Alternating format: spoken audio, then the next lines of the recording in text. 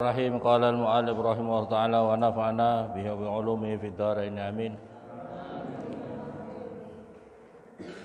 Bismillahirrahmanirrahim.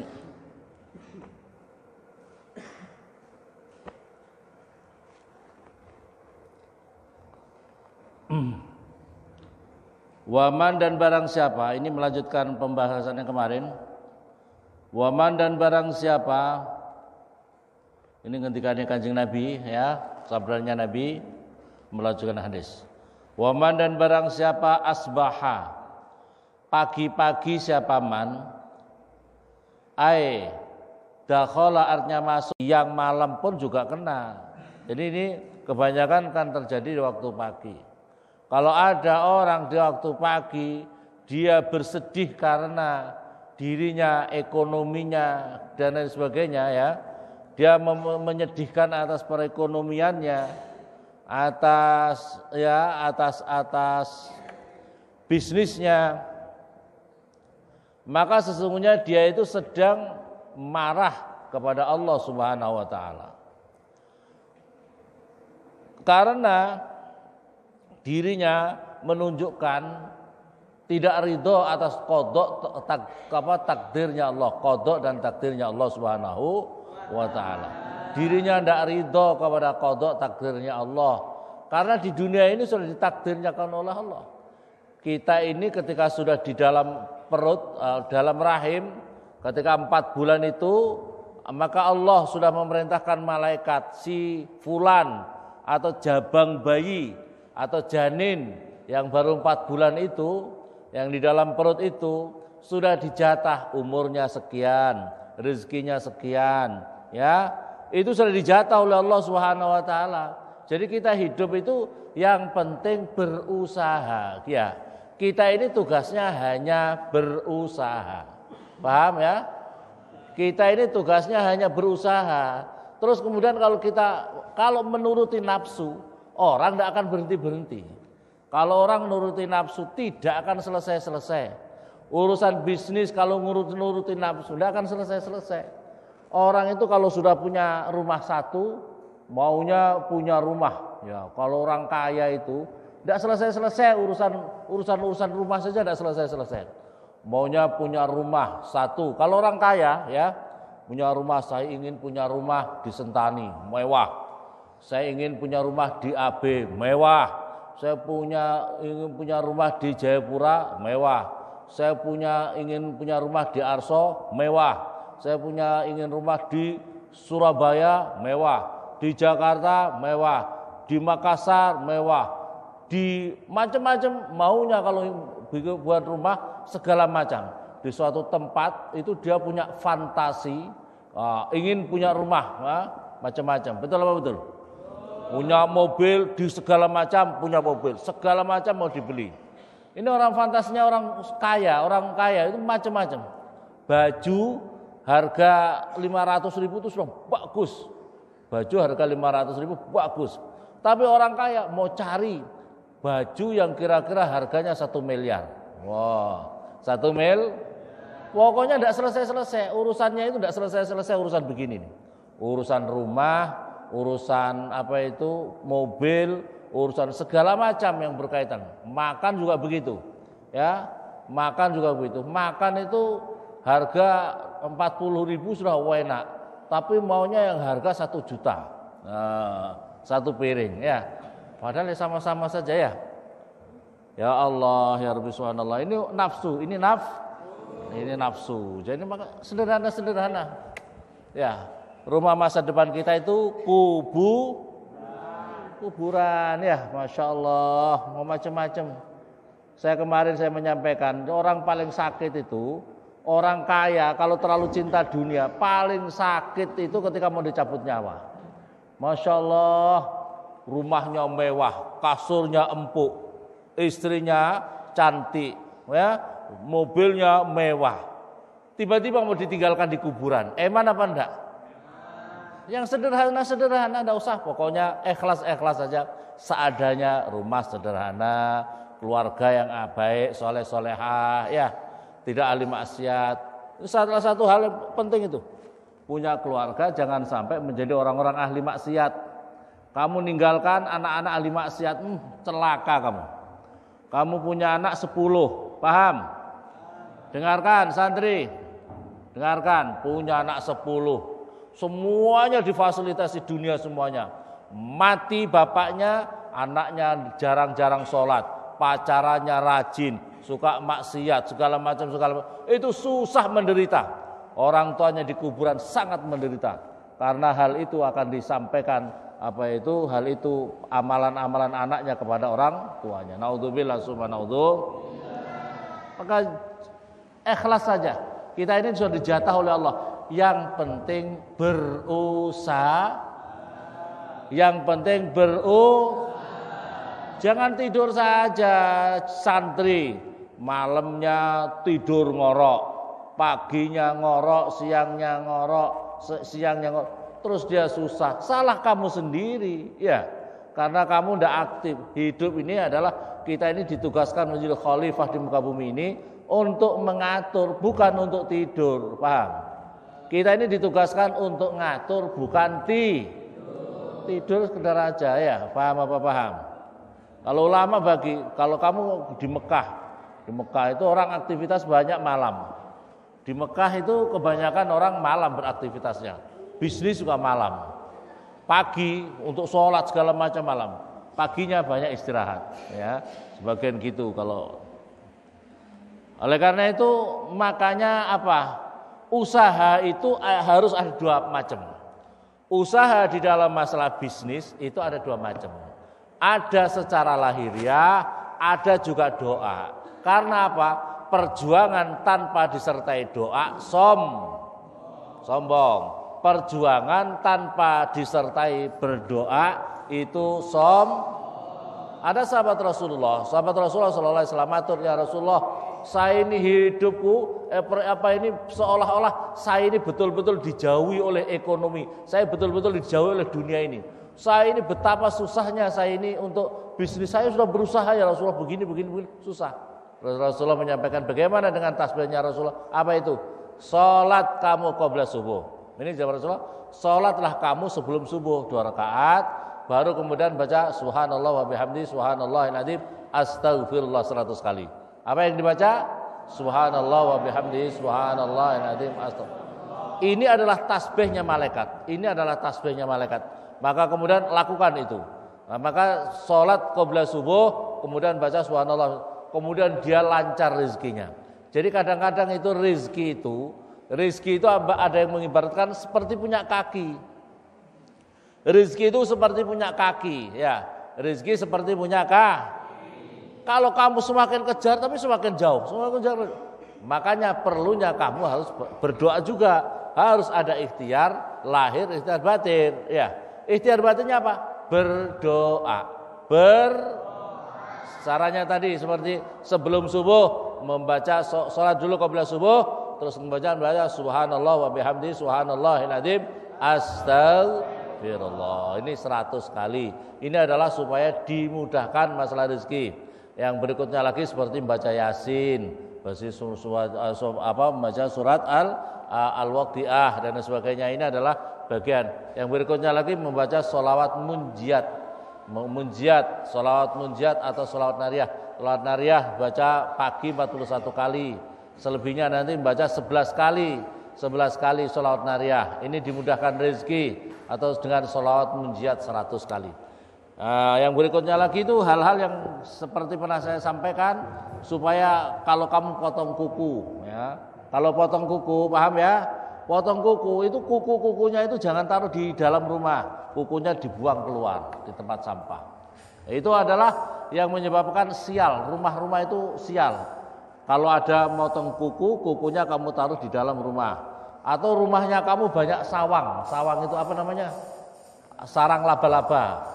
Sarang laba-laba itu juga menjadi rumah sial. Rumahnya sial, artinya itu banyak hantunya. Hanya tidak berkah, rumahnya tidak paham.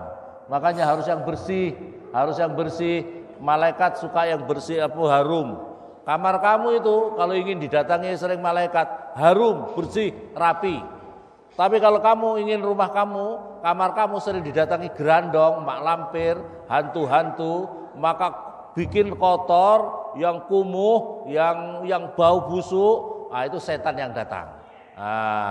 Maka kalau ada santri kamarnya kumuh, busuk baunya, dia itu berteman dengan gerandong. Paham apa paham? Waman dan barang siapa Waman dan barang siapa tawadhu'a, tawadhu siapa man. Waman barang siapa tawadhu'a, tawadhu siapa man. Li ghaniyin pada orang kaya, li ghinahu karena kayanya ghani, li ghinahu karena kayanya ghani, faqad zahaba maka sungguh-sungguh hilang apa sulusa dini sepertiga agamanya man, sepertiga agamanya man. Perhatikan, kalau ada orang, kalau ada santri, kalau ada ustaz, kalau ada seseorang, Masya Allah, kalau sama orang kaya DP, kalau ada orang tawaduknya pondok pasur begitu, terlalu merendahkan diri, tapi karena kayanya saja, maka sepertiga agamanya hilang. Sepertiga agamanya hilang. Makanya wajar-wajar aja. Tapi kalau kamu memuliakan karena ilmunya boleh, karena orang tuanya boleh. Tapi jangan karena kayanya. So, kalau karena kayanya saja, itu berarti kamu itu terlalu ngiler sama harta bendanya. Paham ya? Li'anna syariah karena sesungguhnya syariah agama itu, li'anna syariah karena sesungguhnya syariah agama, ayyakuna supaya ada apa? Ta'zimun nas, apa mengagungkan manusia, itu li ajli solahi, itu karena arah apa itu kebaikannya man. Wali ajli ilmi, solah itu sifat solah kebaikannya, apa kebaikannya. Wali ajli ilmi dan karena ilmunya man. Duna ta'zim tidak mengagungkan li ajli malih karena hartanya man. Jadi kalau kamu memuliakan, mencium tangan, menghormati sama orang yang mempunyai perilaku akhlak yang bagus karena akhlaknya itu, dan atau karena yang paling utama karena ilmunya, karena memuliakan dirinya punya ilmu yang bagus itu, maka itu adalah sangat dibolehkan. Paham ya? Kalau kamu memuliakan orang harus karena ilmunya lillahi ta'ala, karena orangnya baik, budi pekertinya baik, karena orang tua. Paham ya? Kita harus memuliakan itu karena orang tua, karena apa itu kebaikannya, akhlaknya yang bagus. Yang berikutnya karena ilmunya, karena dia punya ilmu. Sebab Rasulullah al-ulama warasatul Rasulullah mengatakan jadi pewaris para nabi. Jadi kalau kita bicara yang paling terdekat sama nabi, itu adalah pewarisnya. Kalau kamu bilang orang yang paling terdekat kepada bapak kandungmu itu siapa? Adalah kalau yang mewarisi bapakmu, yang mewarisi bapakmu, orang tuamu. Yang paling dekat bapakmu itu siapa? Anak-anaknya. Karena yang mewarisi orang tua. Jadi keponakan sama anak dekat mana sama orang tua? Apa itu dua pupu sama anak dekat mana? Orang lain dengan anak sama orang tua kita dekat mana? Anak. Begitu juga kalau kita bicara. Kalau kita bicara sekarang di dalam Islam ini, yang paling terdekat sama Rasulullah siapa? Yaitu yang paling terdekat pewarisnya. Ini beda. Kalau Rasulullah pewaris, siapa pewaris Nabi? Al-ulama warasatul warasatul. Jadi kamu menghormati adalah hakikatnya menghormati Nabi, karena itu pewarisnya para nabi. Paham apa paham? Duna ta'zim li ajli malihi, tidaklah mengagungkan karena hartanya orang. Fa inna man, maka sesungguhnya orang, maka sesungguhnya oman, akrama yang memuliakan siapa man, al-mala pada harta, ahana. Barang siapa kalau lebih memuliakan karena hartanya, maka ahana, maka sungguh meremehkan siapa orang, al-ilma pada ilmu, wassalah dan kebaikan. Jadi kalau kamu memuliakan karena hartanya saja, maka sesungguhnya kamu sedang meremehkan orang yang apa ilmu dan kebaikan. Jadi kalau ada santri, nah ini santri ini, lebih memuliakan orang yang punya harta dibandingkan kiai, lebih memuliakan orang kaya daripada seorang ustadz yang mengajarkan ilmu agama pada dirinya, maka sungguh dirinya telah menghinakan ilmu, telah menghinakan dan menghinakan apa itu kebaikan. Orang-orang yang punya as-shalah, orang-orang yang punya kebaikan. Guru itu adalah as-shalah, karena kebaikannya guru-guru itulah yang bisa mengajarkan santri-santrinya bisa ngaji. Paham apa paham? Jadi kalau ada santri umpamanya ini kira-kira ada santri, umpamanya ada santri didatangi oleh orang kaya pakai pesawat, datang pakai pesawat, ya. Uangnya masya Allah bertriliun-triliun. Triliun itu berapa? Sudah ngerti pokoknya ya. 1 triliun itu berapa kurang lebih? 1 triliun itu kalau berikan cendol sak sentani tenggelam. Ya Allah, paham? Dikasih kamu uang. Ya Allah, masya Allah. Kira-kira kamu lebih memuliakan apa itu orang kaya atau apa itu ustadz atau ulama?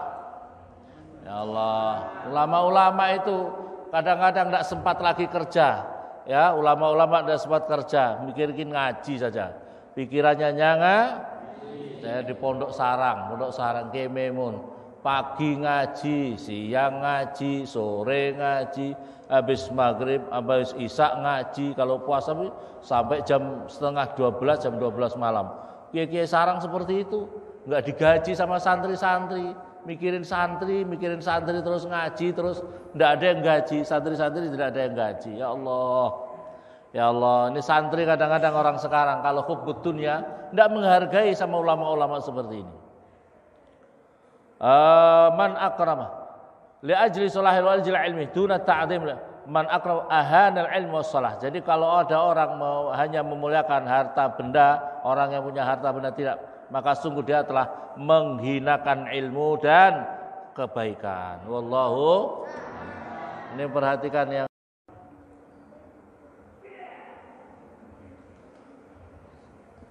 kita ini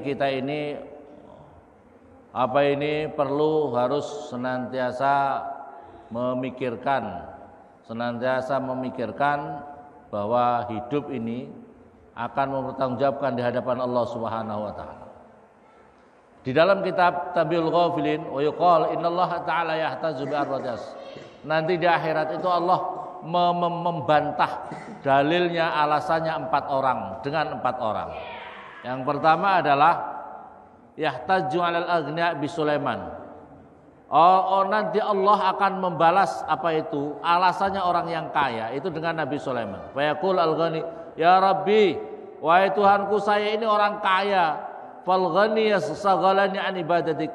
Maka karena kekayaanku saya sibuk ya Allah. Saya urus uang ini, urus ini sehingga saya tidak sempat banyak ibadah kepadamu ya Allah.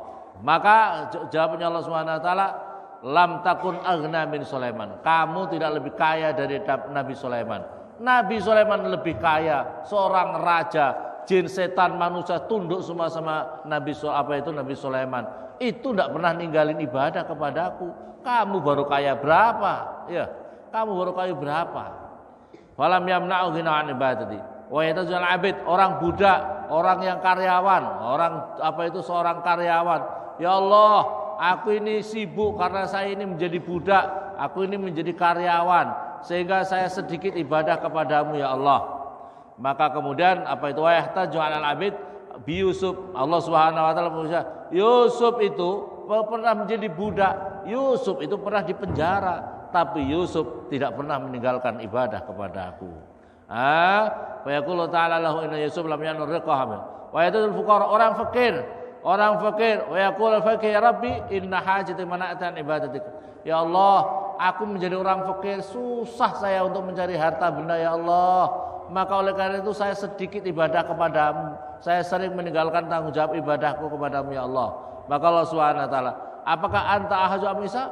Apakah kamu lebih membutuhkan daripada Isa? Isa itu amat sangat fakir. Alam yanfaqna ala ibadah, tapi tidak pernah meninggalkan ibadah kepadaku. Wa yataju 'alal mardha bi Ayub. Kemudian ada orang yang sakit. Ada orang sakit, ya Allah, aku di dunia banyak sakit-sakitan ya Allah. Sehingga aku ibadahku sangat sedikit. Aku sering sakit malaria. Aku sering sakit begini, ya apalagi yang di Papua. Terus saya tidak ibadah kepadamu karena saya sakit ya Allah.